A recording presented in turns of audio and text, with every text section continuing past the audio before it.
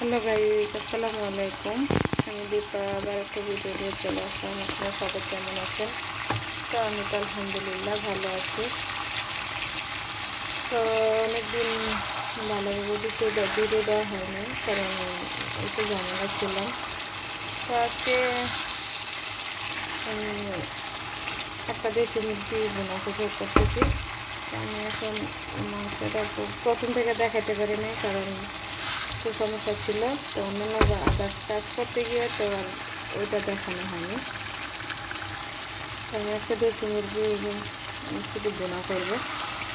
তো এখানে কষানো হচ্ছে আমার মাংসটা।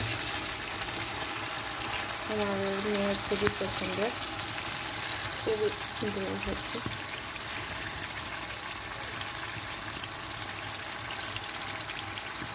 তো কার কার ভালো লাগছে কমেন্টে জানাবেন।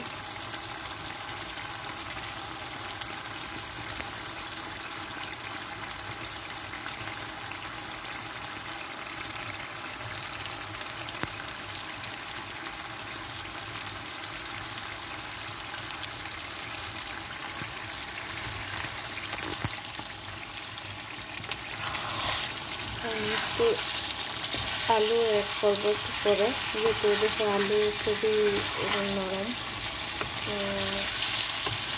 মাংসটা ভালো করে কষিয়ে তারপর আমি আলুটা অ্যাড করবো। আমার মেয়ের আলু পছন্দ করে। আমার মেয়ের চিকেন ডাল খেলে আর কোনো কিছু লাগে না।